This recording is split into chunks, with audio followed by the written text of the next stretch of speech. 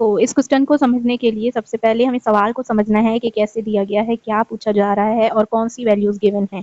तो इस क्वेश्चन में एरिया पूछा गया है कि एरिया फाइंड करें और वैल्यूज हमें गिवन दी गई हैं सरकमफ्रेंस की और पाई की वैल्यू दी गई है जो यहाँ पे लिखी हुई है। ओके, सरकमफ्रेंस की और एरिया ऑफ सर्किल।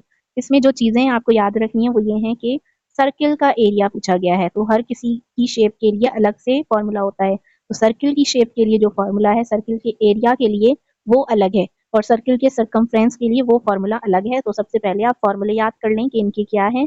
जब भी सर्किल के एरिया या सरकमफ्रेंस की बात की जाए तो हमारा जो फॉर्मूला होता है वो होता है A equal to pi R square. Okay, ये एरिया का फॉर्मूला याद कर लो। उसके बाद है सरकमफ्रेंस, तो इसे हम सी से लिख देते हैं कि सरकमफ्रेंस का होता है फॉर्मूला 2 पाई आर। ओके, तो हमें फाइंड क्या करना है, ये भी फॉर्मूला लिख लो। हमें फाइंड क्या करना है, सर्किल का एरिया फाइंड करना है। Like A equal to pi R square. हमें फाइंड क्या करना है, ए करना है यानी एरिया फाइंड करना है। लेकिन सवाल में हमें वैल्यूज कौन सी दी गई हैं हमें ये भी देखना पड़ता है। एरिया का जो है फॉर्मूला हमने लिख लिया, हमें देखना है कि क्या हमें वैल्यूज गिवन है कि हम इस फॉर्मूले में पुट करके आंसर फाइंड कर लें। तो पाई की वैल्यू ऑलरेडी दी गई है जो है पाई 22/7। ओके, पाई की जगह इसकी जगह तो हम लिख लेंगे 22/7, लेकिन आर जो है रेडियस, इसकी जगह हम क्या लिखें। ओके, सो आर तो नहीं गिवन, नहीं दिया गया है यहाँ पे आर की वैल्यू सवाल में। तो हम क्या करेंगे, एरिया का जो फॉर्मूला है वो डायरेक्ट यूज नहीं होगा क्योंकि यहाँ पे सरकमफ्रेंस की जो है वैल्यू दी गई है। तो हम सरकमफ्रेंस की वैल्यू, सरकमफ्रेंस का जो फॉर्मूला है वो यूज करके हम आर को फाइंड करेंगे। आर क्या है, रेडियस है जो कि एरिया के फॉर्मूले में यूज होगा। पहले हमें आर पता चलेगा तभी हमें एरिया पता चलेगा। तो हमें पता होना चाहिए कि क्या चीज दी गई है क्या नहीं। ओके, सो सरकमफ्रेंस का फॉर्मूला है सी इक्वल टू 2 पाई आर। तो हमें 2 भी गिवन है सवाल में, तो 2 तो 2 ही होता है ना, ये वैल्यू ये नंबर है तो ऑलरेडी है। पाई की वैल्यू गिवन है, आर नहीं गिवन है और सी गिवन है। तो ये चीजें ऑलरेडी गिवन है, इनमें हम वैल्यूज पुट करके क्या सिर्फ एक वेरिएबल की वैल्यू नहीं फाइंड कर सकते हैं। कैसे करेंगे, मैं यहाँ पे सीक्वेंस से लिख देती हूँ। C equal to 2 pi R. Okay, C तो सी हमें गिवन है क्या है 44। सी की जगह, सी क्या है, सरकमफ्रेंस है, सरकमफ्रेंस की जगह हम क्या लिख देंगे 44 इक्वल टू 2। सेम ही रहेगा क्योंकि कोई वेरिएबल नहीं है जो हम 2 की जगह लगाएं, तो 2 तो नंबर ही है, हम सेम लिख देंगे। अब पाई की जगह हम क्या करेंगे, बीच में क्या निशान आएगा, मल्टीप्लाई, क्योंकि जब इनके बीच में कोई निशान नहीं होता है तो हम मल्टीप्लाई कंसीडर कर देते हैं, समझ लेते हैं। तो इसको मैं सही से यहाँ पे सीक्वेंस से कर देती हूँ।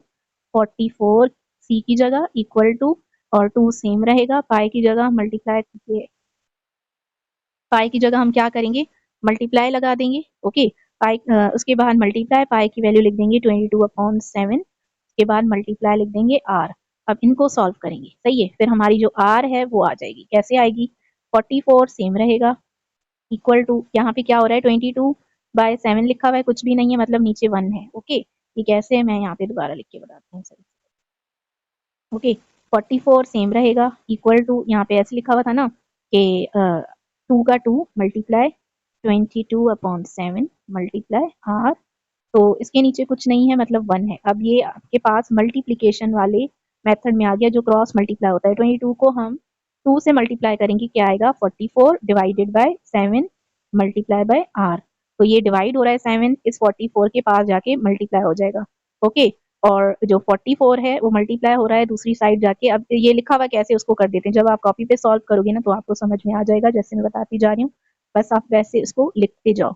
ओके, अब हमारे पास 44 ऑलरेडी था इक्वल टू, हमारा ऊपर आंसर आया 44। ये जब हमने मल्टीप्लाई किया 22 को 2 से तो हमारा 44 आ गया, 7 नीचे रह गया, मल्टीप्लाई यहाँ पे आर। अब 7 जो है डिवाइड है इक्वल टू के अपोजिट जाएगा, क्या हो जाएगा, ऊपर मल्टीप्लाई हो जाएगा 44 मल्टीप्लाई बाय 7। ये ऊपर है 44 ये वाला, ये इधर आके डिवाइड हो जाएगा 44 इक्वल टू आर को हम खाली करेंगे क्योंकि वेरिएबल जब हम अकेला रख देते हैं तो उसकी वैल्यू फाइंड हो जाती है, उसको हमें यहाँ पे अकेला रखना होता है आर।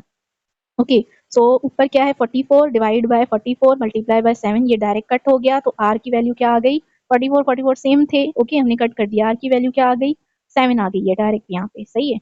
अब आर हमें मिल गया है, आर क्या है, रेडियस है जो कि ऑलरेडी हमें यहाँ पे मिल गया है। तो हम अब यहाँ लिख सकते हैं कि आर इक्वल टू कितना था 7 था, आर की वैल्यू हमें पता चल गई। अब क्या करेंगे, एरिया का फॉर्मूला लगाएंगे, A equal to pi pi okay R square.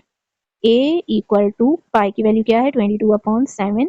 r क्या है, इसको मल्टीप्लाई में लिख देंगे, r हमारे पास है 7 और इसको स्क्वायर दे देंगे ऐसे। ओके, अब सॉल्व करेंगे, a सेम रहेगा इक्वल टू 22/7 मल्टीप्लाई 7 7 का होता है 49। अब आपको पता होगा कि क्रॉस मल्टीप्लीकेशन कैसे होती है। 7 1 जा 7, 7 7 जा 49, तो 22 मल्टीप्लाई बाय 7 कितना होता है, इसको कर लेते हैं। यहाँ पे 22 मल्टीप्लाई बाय 7 हमारा बच्चा है यहाँ पे 22 मल्टीप्लाई बाय 7, तो 7 टू जा होगा 14, 4 1 ऊपर देंगे, 7 टू जा 14, इसके बाद 1 प्लस कर देंगे 154 में भी 154 आंसर आया। तो यहाँ पे हमारा जो आंसर होगा, आप जैसे मैंने समझाया ना, इसको सॉल्व करके देखें फिर बताएं।